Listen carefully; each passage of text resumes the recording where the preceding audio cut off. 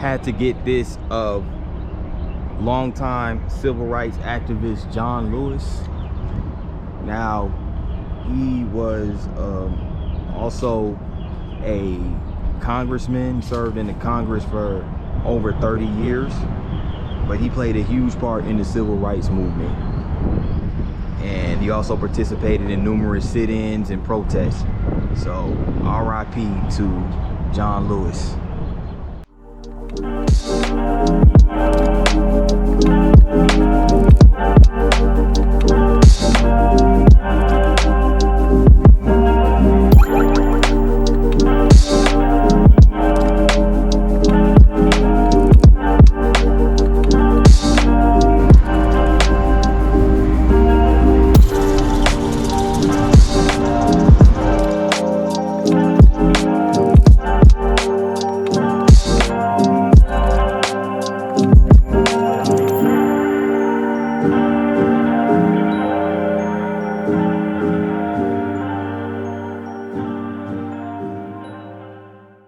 What's cracking, my good people, subscribers and viewers? This your boy P9, and I'm coming to you live from downtown Atlanta, Georgia. This is my first vlog officially in Atlanta, and Atlanta happens to be my hometown. I was partially raised here in Atlanta, so this is a homecoming of sorts. This is the city I was born in. So it's going to be a lot of nostalgia in this video.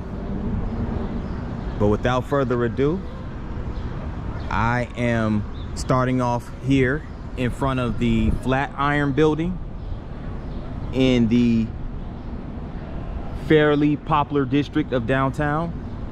And this is just before we reach Peachtree Street. We're actually at the corner of Lucky and Broad Street, and as this is Flatiron building. Now, this Flatiron building was actually built 5 years before the Flatiron building in in New York. So it was designed by Bradford Gilbert,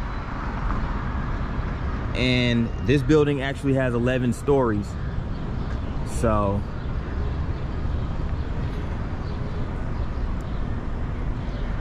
this is a building that honestly I never really noticed growing up, or at least I never really paid much attention to it. But yes, this is called a Flatiron building, and it's right across from here at Woodruff Park.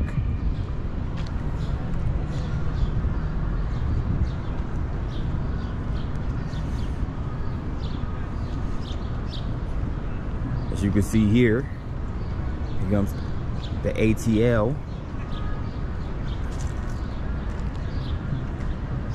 in wood. It's like a little jungle gym of sorts.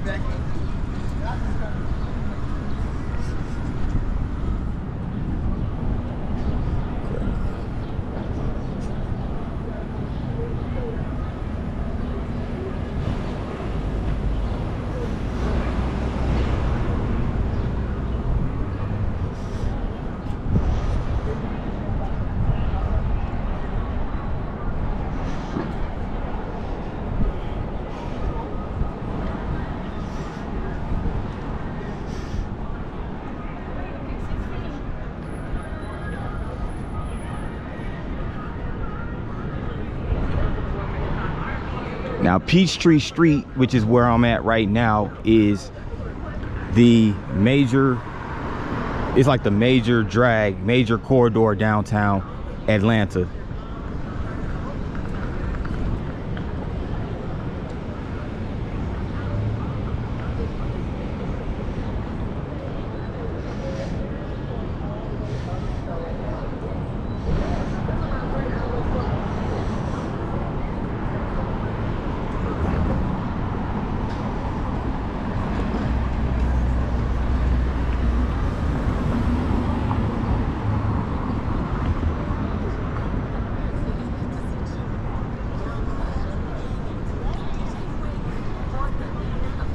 And as with many cities across America, Atlanta has experienced many changes over the years.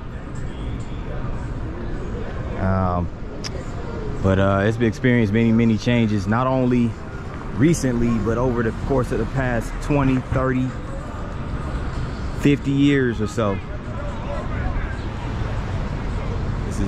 This was never here before. This wasn't here before. This is actually, last time I've been to Atlanta downtown, it's been quite some time. Every time I come back to the city, it's always something changing as far as, you know, new construction, new sculptures.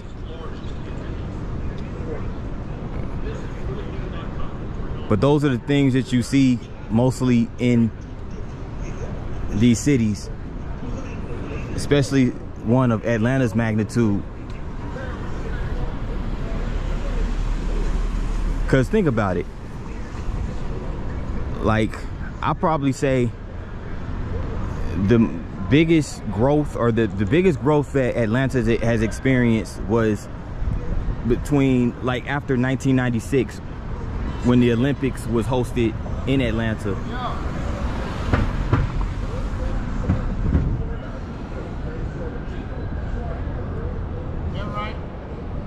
Yeah. I don't know, but video that G I put up mostly.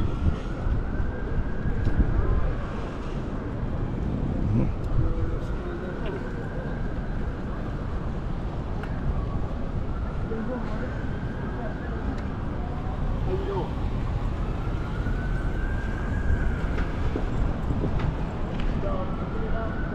Now keep in mind, Atlanta started off as a major railroad junction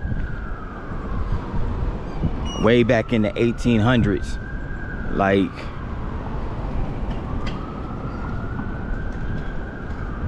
Atlanta was a major railroad junction. It was just primarily a terminus. Actually, the name of Atlanta was Terminus once upon a time, before it was Atlanta. Before Atlanta blew up to be the city that it is today.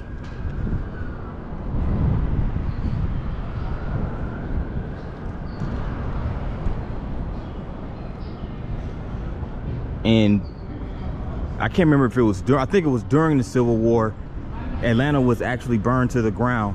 So there's no type of pre-Civil War structures remaining in Atlanta because it was burned to the ground during the Civil War. So many of these buildings, or all of the buildings actually, are post-Civil War buildings. So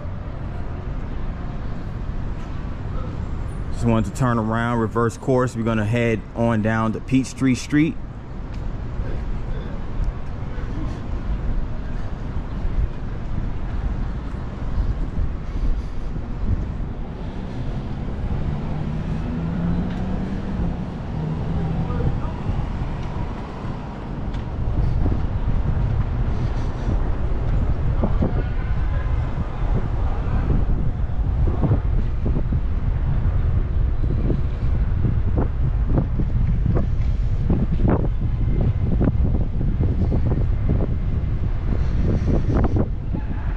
Before we do that, we're actually going to head to the Sweet Auburn district, Auburn Avenue.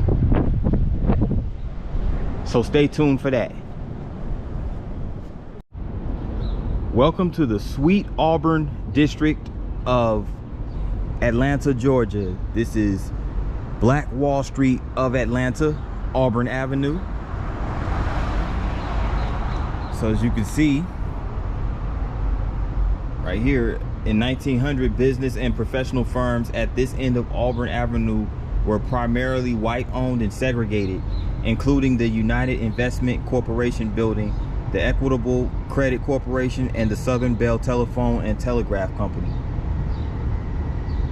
But this brother right here, Peyton Allen, within the next 10 years, he would integrate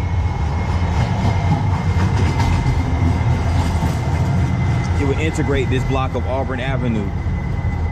And Spratling, and him and Spratling established the Atlanta Steam Dye and Atlanta Cleaning Company. Allen, a teacher and the University of Atlanta alumnus, opened a law office and advocated equal rights for African Americans. Atlanta streetcars were segregated by ordinance after 1890, prompting black citizens to boycott the trolleys around the turn of the century. Men such as Allen rode bicycles rather than sit in segregated streetcars, but they were unable to reverse the trend towards legislated segregation. So again, this was during the segregation era.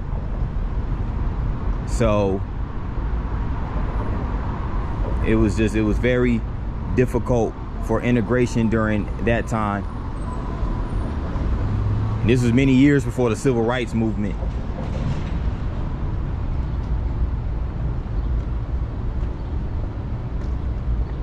As you can see right here, this happens to be about migration and resettlement. And following the Civil War, opportunities in Atlanta attracted thousands of African Americans to the city in desperate need of physical and social repair. Blacks immigrated from rural Georgia and arrived by foot, train, or wagon, hoping to defy the status quo and seek their fortunes as newly freed people. Again, you had a lot of economic opportunities in the big city of Atlanta, where a lot of the formerly or the recently freed slaves, they came from all these rural areas and came and brought their intellect and their work ethic over here and was able to build. And I like this right here.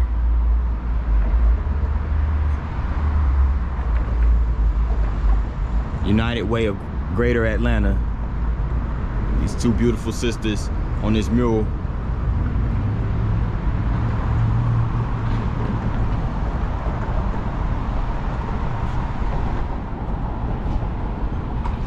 But there's a lot of history in Atlanta,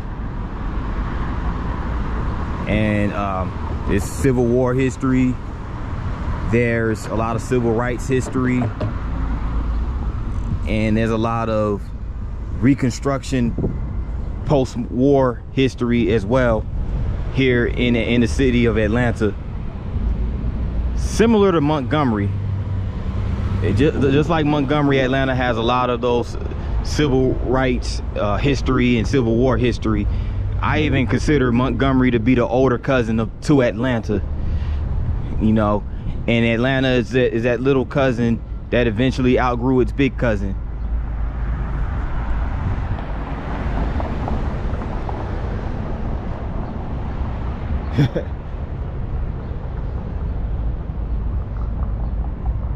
See, Auburn Avenue is slightly east of downtown, so we're looking westward towards downtown. As you can see, there goes the Weston building, there's the Georgia Pacific building, and there's the AT&T building right there.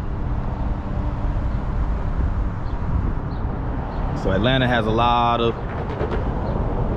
skyscrapers.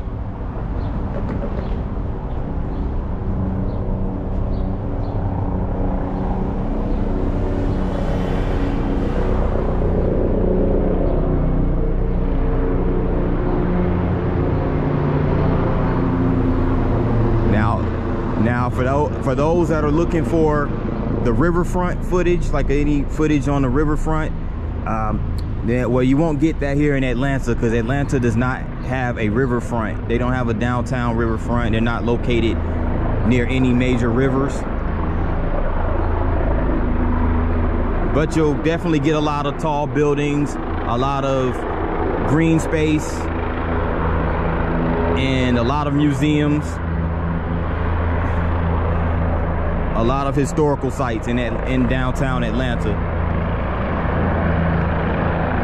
And there goes one of them right here. This is this building right here is the Apex Museum. And the Apex is basically, the Apex stands for the African American Panoramic Experience. So it gives you a panoramic view of the African American experience in Atlanta.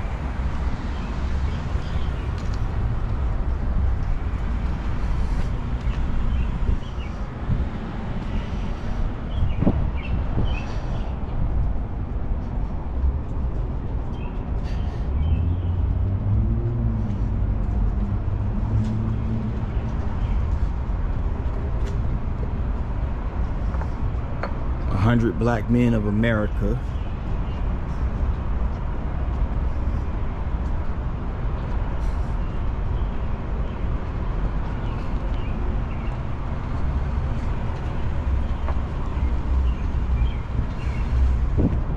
So this is right here, historic site in journalism.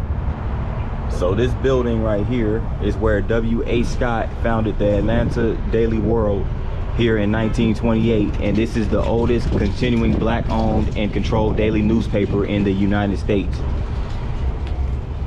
So W.A. Scott founded the Atlanta Daily World, and this is the building right here at 145 Auburn Avenue.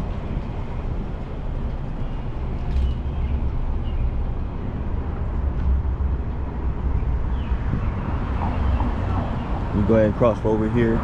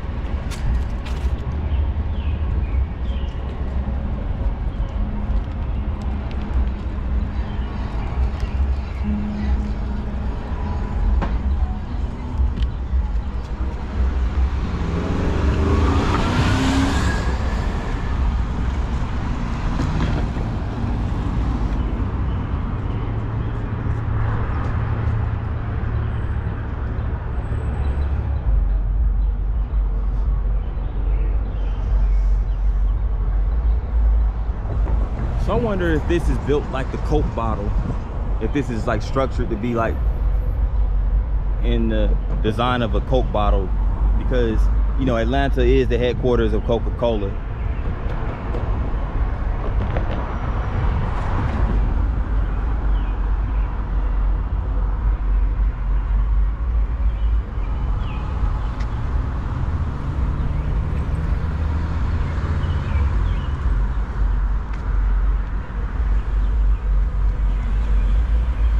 This here is John Calhoun Park, which is also part of the Sweet Auburn Avenue district.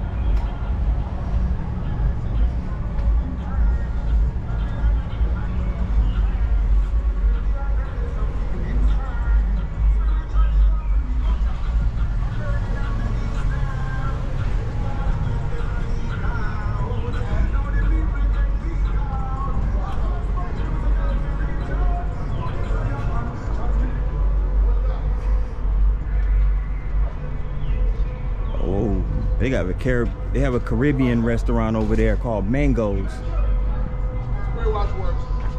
Yes,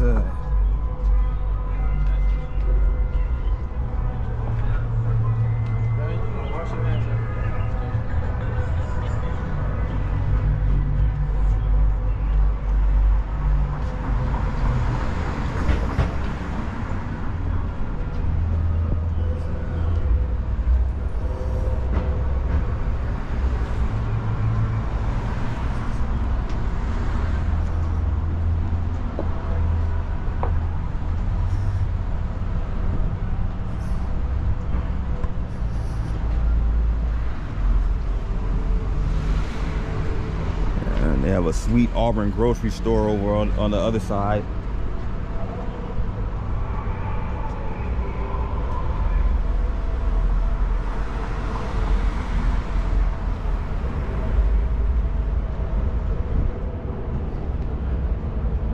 Now this church right here, this building you see over here, is called Big Bethel AME Church.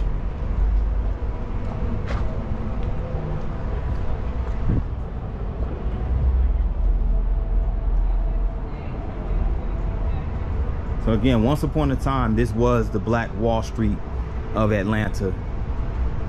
It's essentially a shell of its former self, and it's unfortunate because they were really thriving. Black people were really thriving out here. At one point in history.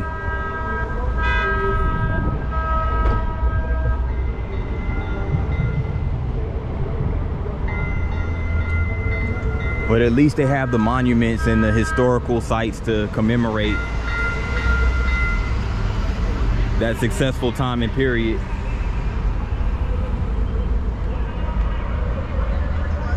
Black is beautiful, that's right. Yeah, mural over there.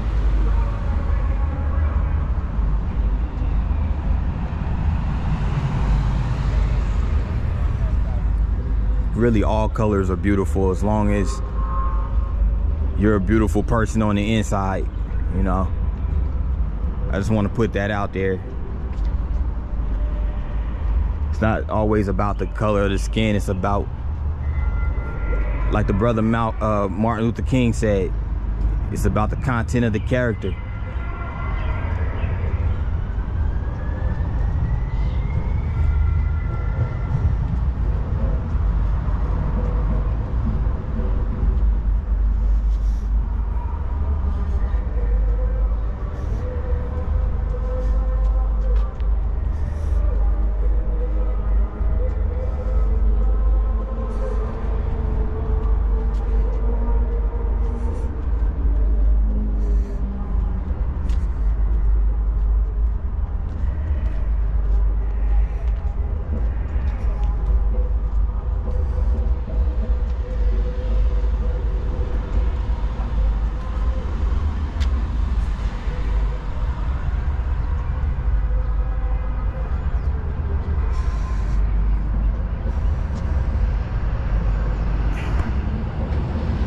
And over here is the Sweet Auburn Market.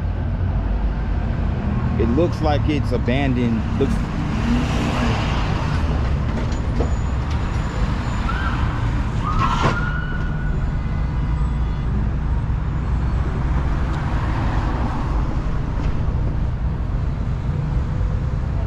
And over there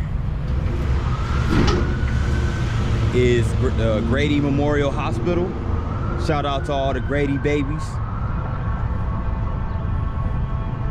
As somebody who grew up in Atlanta, we did hear a lot of people repping Grady Hospital, saying they Grady babies.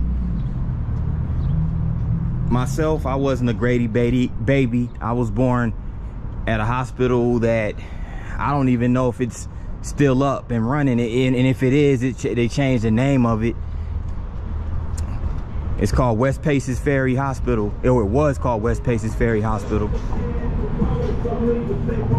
So I'm not a Grady baby, but shout out to all the Grady babies out there.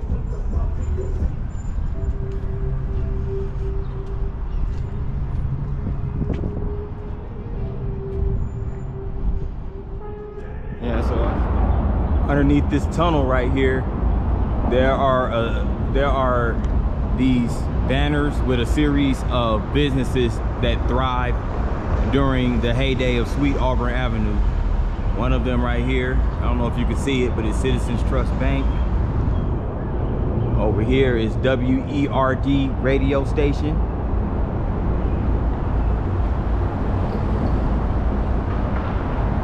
This one right here, Hogga Brooks Funeral Home.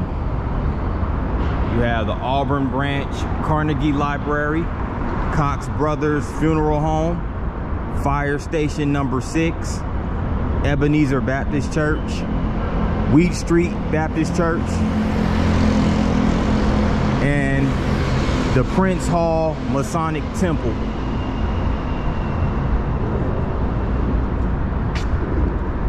But yeah, I'm right here on Sweet Auburn Historic Avenue. And you can see over here, there are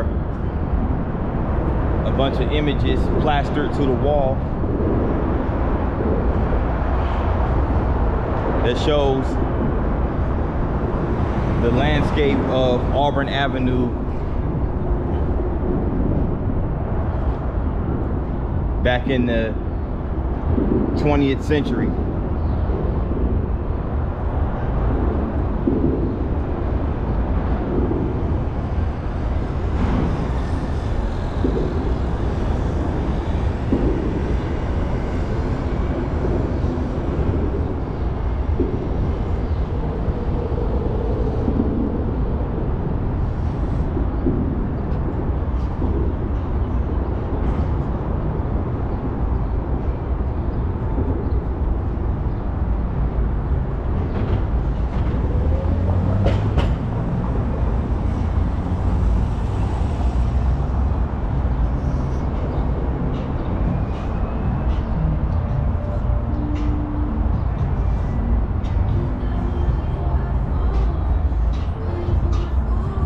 Sweet Auburn Kitchen and Bar.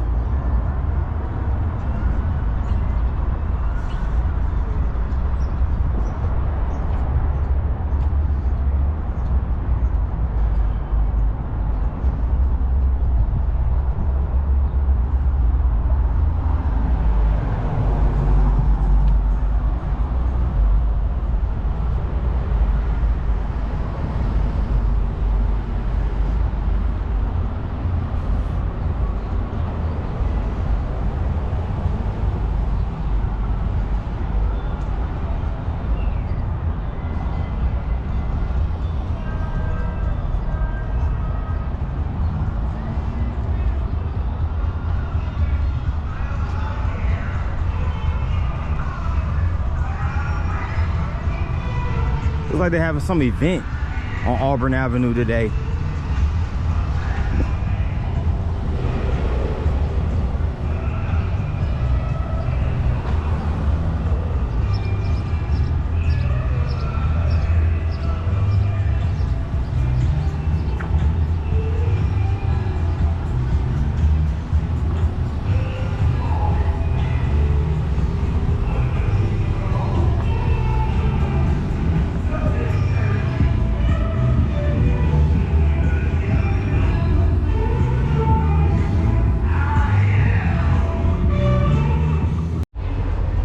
More construction in Atlanta, just as I anticipated.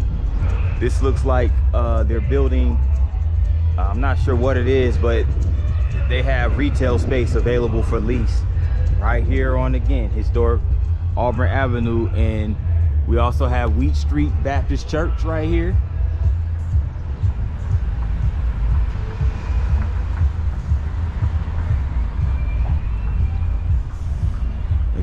There goes Hogga Brooks. It's like a church.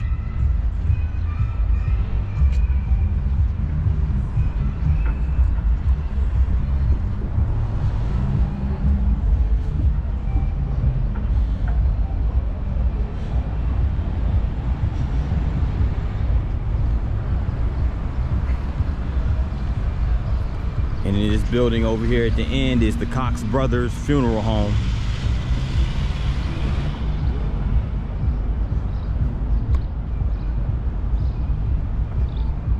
Just wanted to add that in there.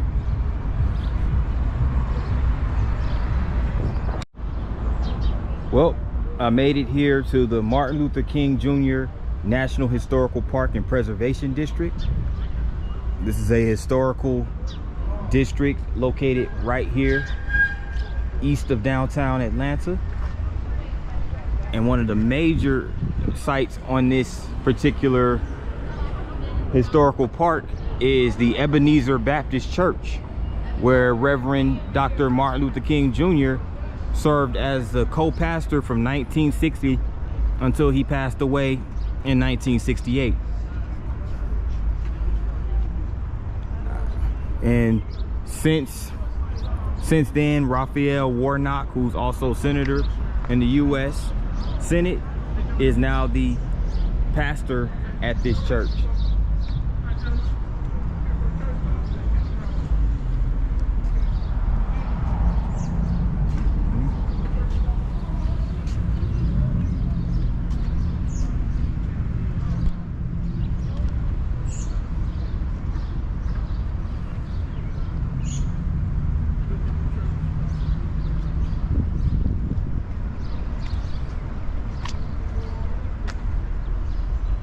And here we are,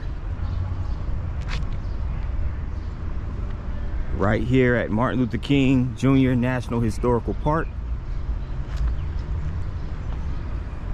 And this statue right here, this is a man holding up his child to the sun.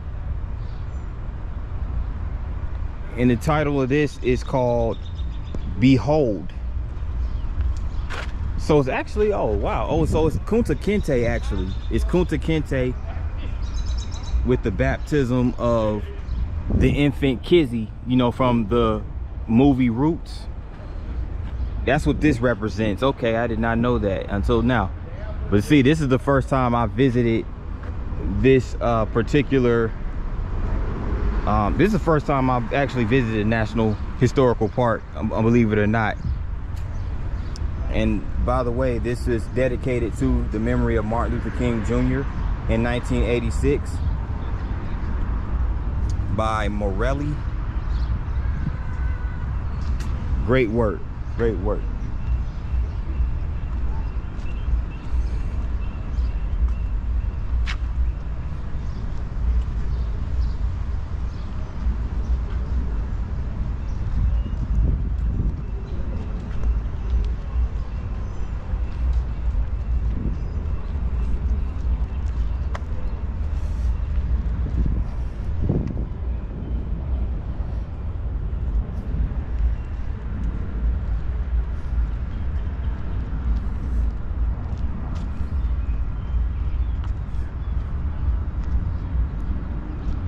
So is this the gift shop? I guess this is supposed to be the gift shop for Ebenezer Baptist Church, but across the street is the actual Ebenezer Baptist Church. And right here, this building over here is the visitor center.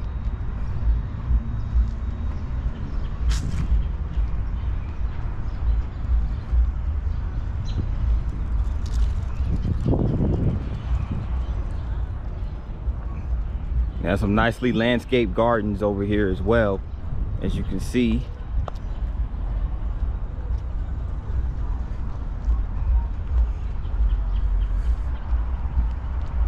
A series of roses and flowers over here. I mean, quite frankly, if you're a history buff, then it's really not quite a visit to Atlanta unless you come to the Martin Luther King Jr. Historical Park.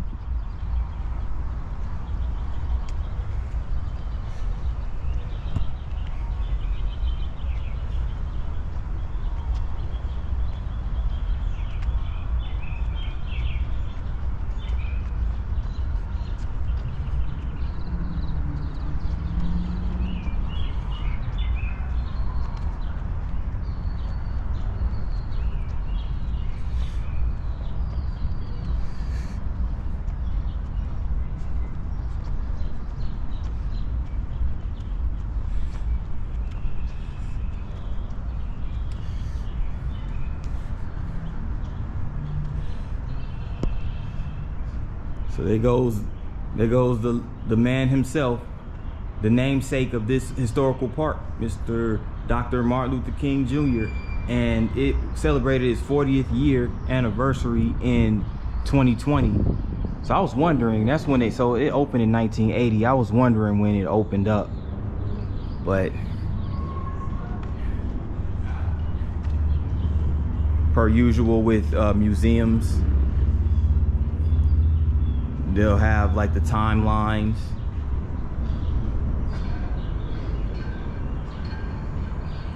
Of events that took place.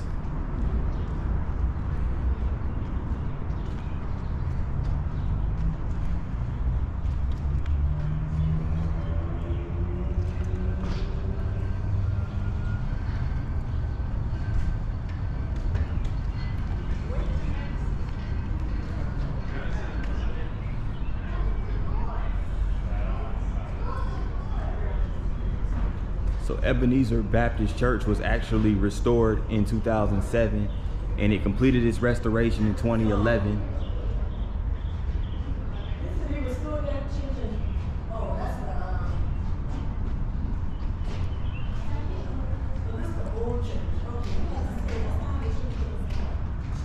Yeah.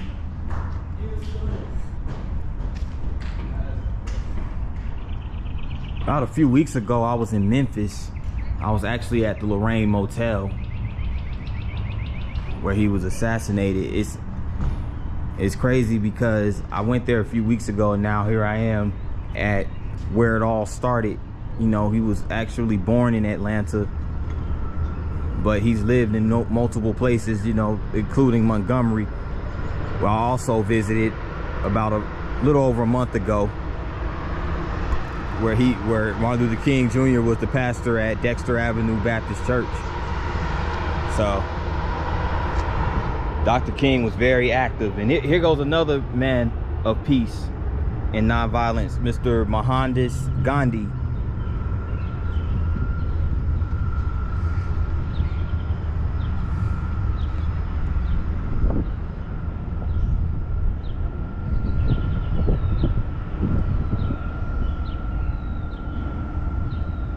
This is, according to George C. Marshall, U.S. Secretary of State, Mahatma Gandhi was the spokesman for the consciousness of all mankind. Generations to come will scarce believe that such a one as this ever in flesh and blood walked upon this earth. And that's coming from Albert Einstein. So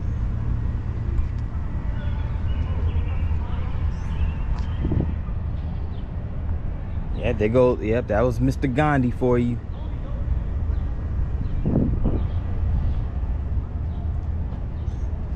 I guess him and Dr. King were very similar in that they were nonviolent in their approach, and they were really great speakers. And right here, let me back up for a second. Okay, this is the International Civil Rights Walk of Fame. Okay, so basically you just have a bunch of individuals, famous individuals, who have their footprints right here.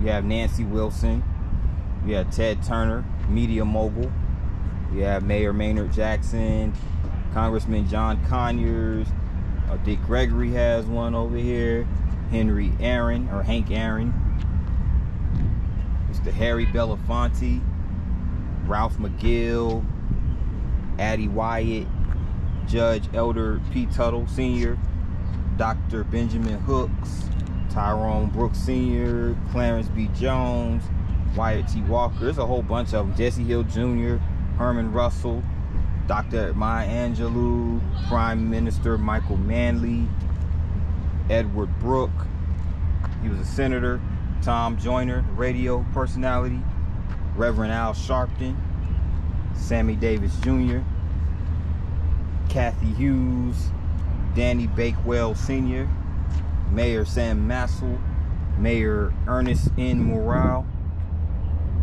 Oh look, they got Irvin Magic Johnson, Congressman William Clay Sr., Dr. Erika Bennett, The Links Incorporated, Dr. Cameron Alexander, Father Michael Fledger, I think I'm pronouncing that right, Reverend C.T. Vivian and Roberto Gozuta. I don't know if I'm pronouncing that right either. But those individuals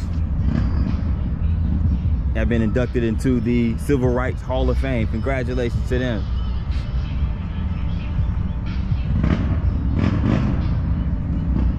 Here goes a playground.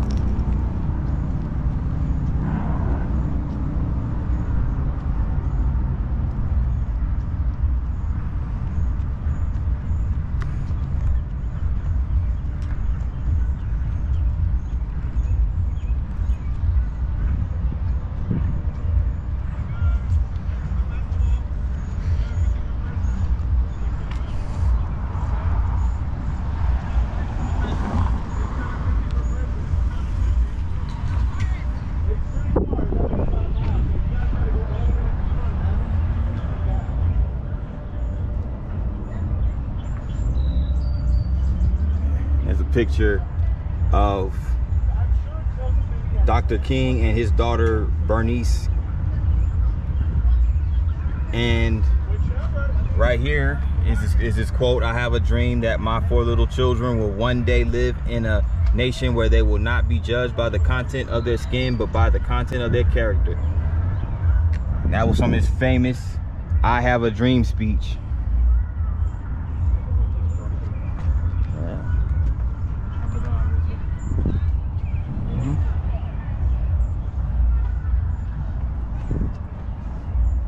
Here's another image right here of King with his son Martin III and his daughter Yolanda. The community in which I was born was quite ordinary in terms of social status. No one had attained any great wealth. It was a wholesome community. Most of our neighbors were deeply religious. Yes, that's facts. That's how it was during those times.